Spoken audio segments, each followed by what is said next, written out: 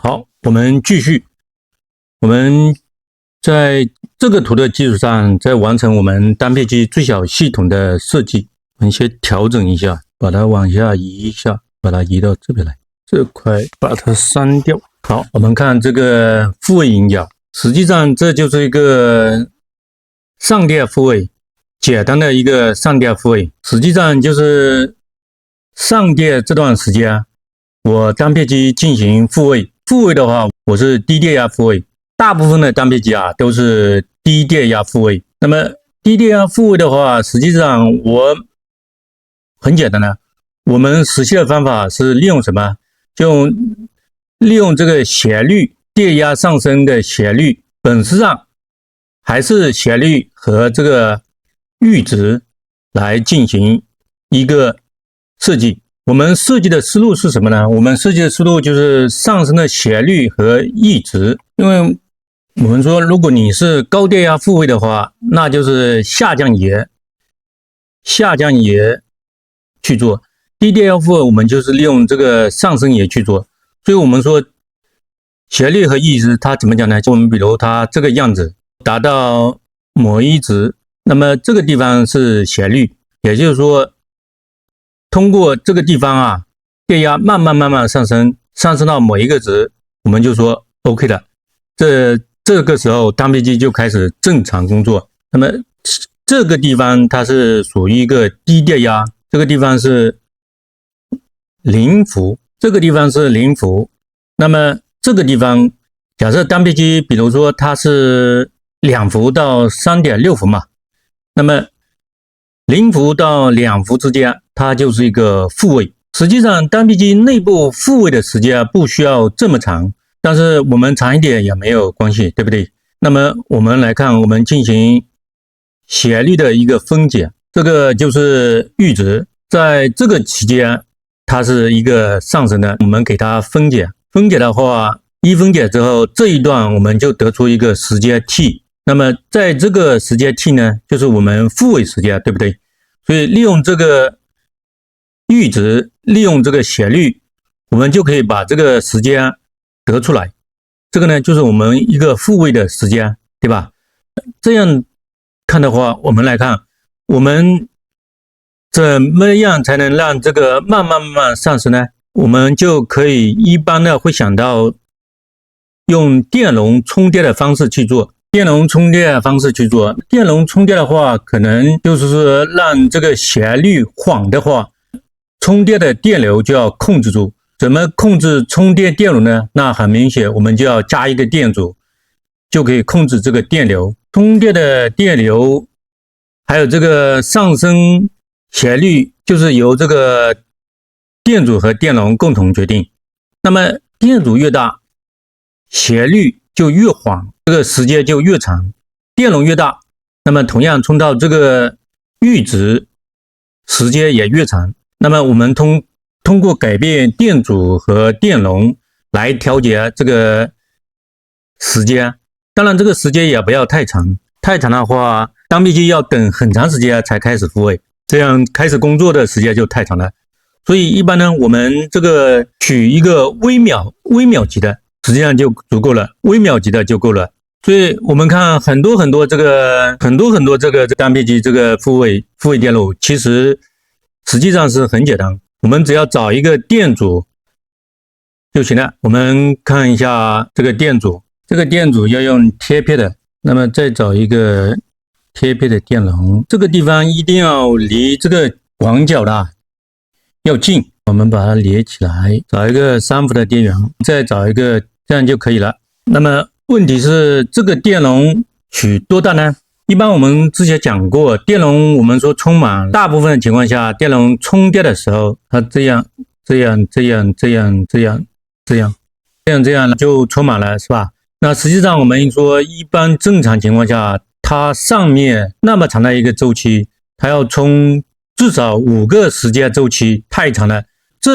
前面这点占用的时间是很短，所以我们只要算到这里就差不多就可以了。把后面这个时间把它充满，它全部充满，那占用的时间更长。这个时候对我们来说，这个阈值来说，它一早就过了这个阈值，远远过了这个阈值，所以我们只要算到这里就可以了。这样的话，大概一个简单的一个参考啊，进根参考。那么电阻在 1K 情况下，电容呢102，就一纳法的时候，我们简单的去算了一下，大概它是1微秒的时间，这个仅供参考。如果你非要把电容全部充满，那需要很长时间，应该是再加上个4秒或者5秒。这个时候，那是因为你没有考虑到这个地方的阈值，根本就不需要这么长时间，而且按照3秒充，一直充到充满要到3伏嘛，我们这里只要2伏，所以实际上 1K 1纳法的话，它远远要小于1微秒，比这个还要小。那我们这里呢，只是大概的算了一下，因为我们放的余量已经很大了。一般情况下，可以这个电容取103或者104，一般情况下取103或者104，这种情况是用的比较多的。而电阻呢，用的是10K，也是最常用的。而这个复位时间单边就绝对够了，而且有了一定的余量，那么这个复位电路就 OK 了。好，这个复位的这个地方呢，我们说它第一电压复位2伏以上，这个时候它就开始工作，是吧？因为最终这个电容充满以后，你如果电源稳定的话，这个电容就充在3伏，最终它是充到3伏，3伏的话，这个已经很高了。这个时候单臂机它就不会再去复位。好，然后我们再看接下来这个角，它实际上是我们说烧录程序用的。你单臂机通过这里下载一个程序的一个烧录口，实际上是在这个地方我们也讲了，对于这个目前32位暗核的单臂机，一般这个烧录口的话，它基本上有2种的烧录方式，一种就是我们说是 JTAG， 还有一种就是 SWD 这种模式。 SWD 这种烧录方式，我们用的是 SWD 这个方式。 SWD 呢，主要是它相对来说这个线用的比较少一些， JTAG 用的线比较多，我们就选这个线比较少的。实际上它只用了2根线就 OK 了，我们找一个4个头的就可以了，4个头的抗口，我们把它接起来。我们知道这个口实际上是对应的是这个 SW clock， 这个口是实际上对应是 SWDL， 类似于数据线这样的接口。烧录程序的时候，这个线不要把它接反了。一般大部分情况下，你说这2根接反的话，那么我们说芯片是不会坏的。接反的情况，芯片是不会的。为什么？因为这2根线它这个阻抗是比较大的。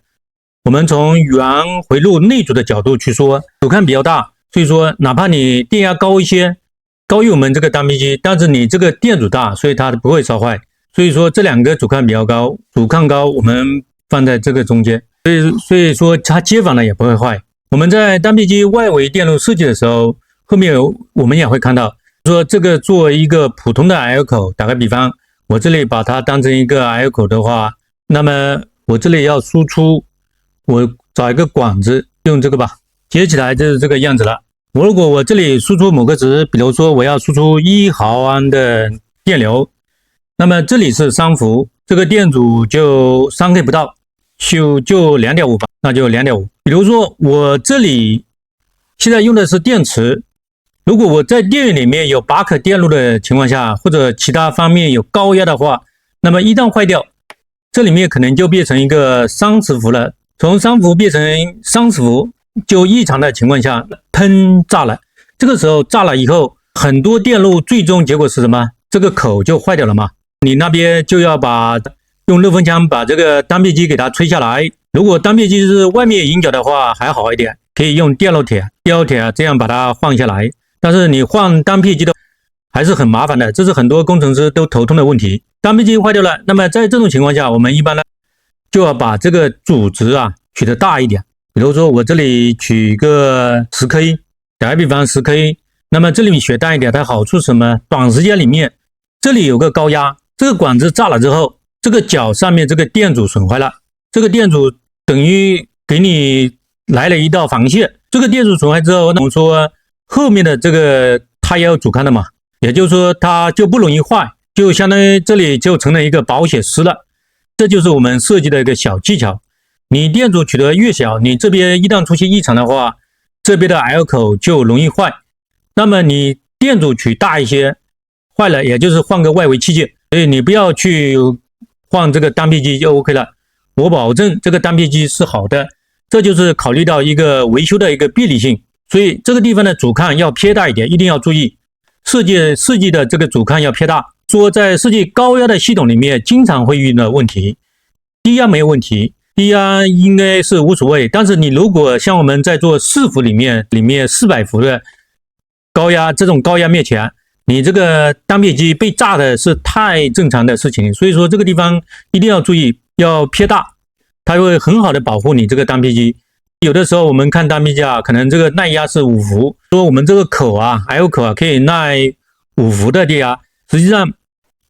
你在那一瞬间你电压很高也没有关系，它也能扛得住，这是我们要注意的。就是说超过它就一定坏，不是说超过5伏它就一定坏，短时间里面它不会坏。那么这里我只是举了一个例子，我还想把这个保留下来，就把它放到这边。所以说这2根线接反没有问题，因为内阻比较大，这个我们解释过了。这2个角肯定是要供电的嘛，那么一个呢我们说是 GND， 还有一个呢是3伏供电。 OK， 那我们这个烧入口就可以了。好，那我们说它这个内部数字电路内阻是比较大的，像这里如果你配置成这个 AD 模式，它的内阻也很大。如果你把它配置成 L 口，这个 L 口模式的话，如果不是路上拉，如果是推网方式的话，它的内阻就比较小，那么这个地方就容易一旦电流大，容易把内部的东西烧坏掉。那么通过这个呢，我还想表达2点是什么？大家要记住，对于单片机的 L 口来说，对于单片机的 L 口来说，电压和电流哪个更容易损坏？相比较而言，电流的过载更容易将单片机的 L 口损坏。电流过载就代表电流大了嘛，所以说我们设计的时候，我们没办法改变单片机内部的一个耐压的情况下，但是我们可以通过改变这个电流，实际上还是这个信号的电阻嘛，就加大电阻，对不对？那么这个地方它内部呢，实际上数字电阻它的阻抗是比较大，那么我们还得出一个结论，就是数字电路的内阻是比较大的。所以说我们时钟信号数字信号，它里面肯定是数字电路，这不用说。那么这个数字电路它内阻比较大，我们说对于单片机来说，它其实内部很多的这种情况，它都是在电压正常供电的情况下，那么它才能够正常工作。但是有的时候你电压不正常，那它里面这些电阻这些方式，它都是因为它都是通过恒流源来做的嘛，就很难得到保障。所以说有一个不确定的因素在里面。那么我们为了让它设计的确定，如果你外围电路你板子小，你板子没有小到这个地步，就是能够容忍的情况下，板子的面积能够承受的情况下，还有成本也能够接受的情况下，我们不妨可以在这2条线上去增加电阻。比如我这里增加一个电阻，这里也增加一个电阻。那么大家看，这个时候这2个电阻就明显在2个回路中增加了阻抗，这是毋庸置疑的。但是我们说这是个时钟信号，时钟信号它在意的是什么呢？它在意的是上升沿。我们说这里说时钟信号，它一个又一个脉冲信号，一个上升沿传一个上升沿上来，一个上升沿又传了一个，也有的是下降沿，我们更多的是上升沿。但是实际上任何一个东西它都不是绝对的斜率，它都不是绝对的垂直的，它有一个斜率，像它这样的一个斜率在这里放着。那我们看到是什么？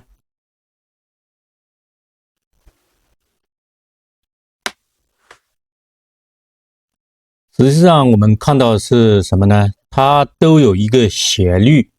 在这里面，包括下降沿也会这样的。这样的一个信号，它上升也是这个缓的。你想想看，如果这个时候在时钟这个线上面你加了一个电阻，它的结果就是这个地方会变得更缓，这个地方会变得更缓，变成这个样子。下降也是，那你一旦缓了之后，那你的周期就会发生了变化，明显它们就不在同一个时间点上面了。下降也不在最终的基点上。一旦周期发生了变化，那么你接下来的数据传输就会发生变化。所以说你这个线上电阻加大化，我们往往会出现呢程序烧录不进去，要多烧几遍才行。所以说我们这个电阻不建议把它取得特别大，我们可以取得小一点，比如说我取个150欧，这个时候它不会出现问题。如果还出现问题，那么再把它继续取小，是吧？那么这个150欧在这里有什么好处呢？我们能看，就这个上面我们现在是商伏嘛，商伏除以一个150欧的话，等于20毫安的电流。我们单片机它是能够承受这个20毫安这个电流的，这个我们讲过。所以说你即使接成了3伏、4伏或5伏，这个 I/O 口它也不会坏。所以这个地方我们可以适当的加这样一个电阻。另外啊，还有一个是什么？就是说上面一般我们的这个烧录口啊，你要做一个单片机开发版的话，你肯定是天天在烧的，这个时候呢，这个角一定要挨得比较近，因为你这根线越长，你烧程序出错的几率就越高。这些呢都是我们硬件工程师和软件工程师在调板的时候经常会遇到的，说烧不进，烧得很烦，对不对啊？实际上这与你的走线长短是有关系的。如果你这里的走线越长，那么这里出错几率就会越高。所以说如果你这个板只是用来调程序用的，只是刚开始我要调程序，是吧？这时候你一定要挨得很近，要短一点。如果你这个板已经定型了，我只出厂的时候烧一次，对不对？但是呢，旁边又有其他很重要的线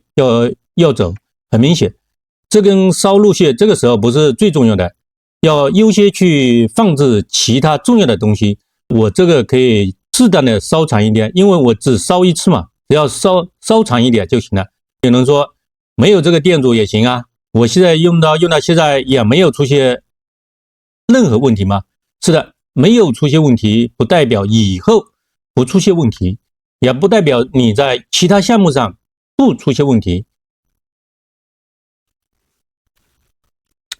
但是至少我们肯定不希望在做项目的过程中，在这个地方花费你半天一天的时间，浪费在这个上面，那这个就很明显是不值得的嘛，对不对？所以说这根线长了，还有一个最大的坏处是什么呢？它的感抗比较大，线路长的话它就有感抗，所以说你这里的感抗是比较大，你烧录程序也容易出错。这个时候你有个小电阻在这里放着，那么它可以改变这个震荡，实际上它感抗大，它就会发生震荡嘛。有电感，任何一个片子内部都有电容，是吧？那么有电容，它就会发生一个移向，尤其是高频的时候。当然如果是低频的话，那点电容可以忽略，但是你高频，你本来这里一个上升沿，这里一个上升沿，时间就短，对吧？上升沿一个时间就很短了，你再一个电容，本来你是这个沿的，加了一个电容，它就变成这个沿了，甚至是这个沿了，它也会改变这个周期，对不对？这样的话你烧起来也容易出问题。我们从硬件的角度，我们这里加了这一个小电阻，就破坏了它产生这个震荡的条件，就不再有震荡了。当然这个电阻肯定不能加的太大，在时钟信号线这里面我们不建议加这么大的电阻，你加个10欧就可以了，这是为了改变那么一点点这个感抗以及这个电容，不要让它发生震荡。但是数据线这里你电阻稍微大一点是没有关系的，数据线150欧、100欧都是问题都不大。好，那么这个 OK 了，然后我们接下来看还有一个是 boot， 那我们怎么去弄呢？这个 boot 一般呢，这个片上啊有2种 boot， 一个是 boot 0，还有一个是 boot 1。好，我就先写在这里，一般就这2个。那我们这个片子里面没有 boot 1，只有 boot 0，我先忽略 boot 0，我这里用一个叉叉表示，这里我们用一个叉表示，我先忽略 boot 0，但是 boot 0也是有用的，这个我都用过。如果我们 boot 0取0的话，这个时候叫什么？就是说你烧录，这边我们不是烧写程序吗？那烧录到哪里去呢？这个我们烧录之前讲了，烧录到这个 flash memory 里面去，它就烧录到这个 flash memory 里面。一般的程序都烧录到这里面，也都是这样做的，直接烧录到主存储器里面，这个就可以了。如果这个是0的话，其实也很简单，那我这里只要接一个 D 就可以了，对不对？一般呢，我们取一个 10K 的电阻，把它拉到 D， 这样就可以了，这样就把它接完了。还有一种模式，就是说这边是0，这边是1，这是第二种模式啊。还有一种就是说这边是1，这边也是1，这是一种，这是第三种。总共就这3种模式。对于第二种模式的话，就是说一个1一个0，第二种模式一个0一个1，相当于是从系统存储里面去进行工作，在系统存储器里面做了一个分区去让它去从这里开始启动。我们待会再讲，我们先讲一讲这个是1，这个也是1，这种模式的话，从 SRAM 里面启动。那么 SRAM 就相当于我们之前讲的 RAM 是吧？那么这个轮的话，很明显它掉电就没有数据了，只能是在有电的情况下给程序员进行一个调试用的 debug 用的啊。因为我没有必要把所有的数据都存在 Flash 里面，那么我只是在调试过程中，我需要读一些数据，我需要放一些东西，需要什么东西是吧？那个时候给程序员调试用的。如果我只修改了一个代码，一个很小的一个地方，对吧？那么这个时候它要重新插写到这个 Flash 里面，那么这个话就比较费时嘛，对不对？那么我们如果从这个模式下去进行一个代码启动的话，我就可以快速的进行程序的调试，调完之后我再把它下载到这里面去，那这样就省很长的一个时间，对吗？那这样的话，大家感兴趣可以学软件的时候可以去尝试一下，这是一种方式，这种方式是比较重要的，这种方式是比较真的，这种方式是厂家喜欢去做的，应该说是单片机厂家应该是喜欢这样去用。那么它是一个什么呢？它是相当于就是说我在这里面启动方式里面先放一个 boot 区里面去，这个 boot 区是 Flash 就在上面，那我在 boot 区在下面放了一个分区，它先设一个固化的一个程序放到里面去，然后在后面那个程序烧进来的时候，再通过这个 bootload 进行一个引导到这个 Flash 里面去。bootload 或者是 load 它是什么呢？它就是说像 ST 这样的厂家来说，它是这种方式是厂家设置好的，这种方式厂家设置好的。比如 ST 它在这个区域预先设置了一段 bootload， 按照我们正常所说的相当于一个 run 区，那么出厂后 run 是没办法进行修改的。那么我们选用这种启动模式的时候，就是为了什么？支持一个窗口的烧录。现在我们不是说 JTAG 吗？那当然我们这里用的是 SWD 啊，对不对？那么它支持一个窗口模式，窗口的一个烧录 ，UART 进行烧录。我们窗口的这个程序到这里面之后呢，那就通过这个 bootloader 将这个程序下载到系统的 Flash memory 里面进去。当然呢，这个地方需要一个操作步骤嘛，这个地方就需要去复位，与复位也有关系。用的时候大家可以去详细看一下，我这里不做深入的研究。那这个地方我想表达的是什么？就是说很多的大厂里面，它就为了考虑到这个安全性，比如说我这个程序写好了之后，我生成一个 hex 文件，比如我先生成一个 hex 文件 hex 0这样文件，那么这个 hex 文件如果给工厂，它可能工厂有几万人，对吧？给工厂，那么这个容易就会丢失掉，从工程师手上就会给他把这个生产，通过这个生产的烧录人把它这个拷贝走，或者用其他方式有可能被它带走了。那么它一旦带走，这个时候它只要硬件跟你做的一样，那么它这个软件上 copy 一下都可以，那就把你整个都抄走了，对不对？那么我们怎么办？就我们不希望这样的事情发生，我们一般呢在软件就要做一个软件加密，做一个软件加密。那软件加密怎么做呢？你工程师先把原来写好的这个 X0 文件进行一次加密，我们比如说加密成为这个 Hex1，再把这个 Hex1 呢交给这个工厂里面我们把它称为人员2吧。这个 Hex0 呢，当然是由工程师来做的啊。Hex1 呢，把它交到生产者手上，生产者拿到 Hex1 呢，当然我们说工程师还要做另外一个事情，他再搞一个这个 Hex 解，这个就是解码软件嘛，也是由这个工程师写的。工程师再找另外一个人，把它给另外一个人，把这个 Hex1 把它先下载到这个单编辑里面，就可以通过这个窗口的方式 UART 方式，比如这个人员1，他拿到这个加密的话，那么他下载到